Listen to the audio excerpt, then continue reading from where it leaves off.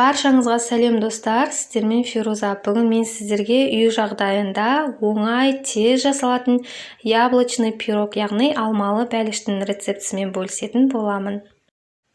Бұл пирогтың құрамында алма болғандықтан өте пайдалы деп айтуға да болады, және тез жасалатын пирогтардың бірі. Міндетті түрде осы рецептпен жасап көріңіздер. Каналыма тіркелмеген болсаңыздар, тіркеліп кетуді ұмытпаңыздар. Ең алдымен ыдысымызға 3 жұмыртқамызды жарып саламыз, және де үстінен 1 стакан, яғни 200 граммдай қантымызды салып, жақсылап венчикпен қанты ерігенше араластырамыз. Бізге миксердің қажеті жоқ, венчикпен араластыра берсеңіздер болады. Осылай аппақ болып көпіруі тиіс. Енді үстінен сұйық майымызды қосып, жақсылап араластырамыз. Мен сары майды ерітіп қостым, сіздер сұйық май қоссаңыздар да болады.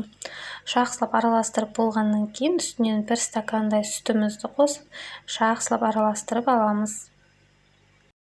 Жақсылап араластырып болғаннан кейін ол сұйық массамызды бір шетке ала тұрамыз да, ұнымыздың үстіне 1 шай қасық қопсытқышымызды қосып, жақсылап араластырып дайындап аламыз.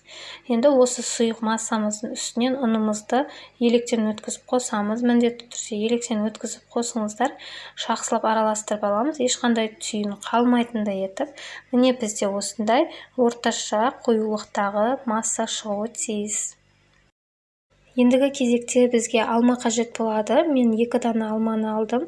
Жақсылап жуылып, тазартылған алмамыздың қабығын аршып, және де осындай ортасындағы керек емес жерлерін алып тастаймыз.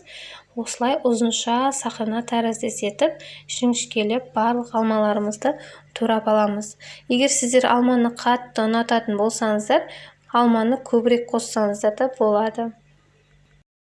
Алманың құрамында көптеген витаминдер бар, сондықтан алманы күнделікті жеп тұрыңыздар, және осындай бәліштердің арасында қосып жесеңіздер де өте пайдалы болады. Енді листімізге пергамент қағазын төсеп, жаңағы сұйық массамызды құйып аламыз, жақсылап бетін тегістеп, одан кейін үстіне жаңағы туралған алмаларымызды орналастырып шығамыз. Өздеріңіз қалағандай орналастырып шықсаңыздар болады.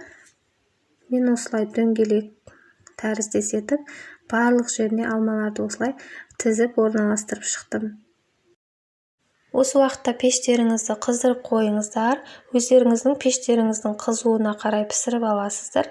Мен 180 градуста 30-35 минут аралығында пісіріп алдым.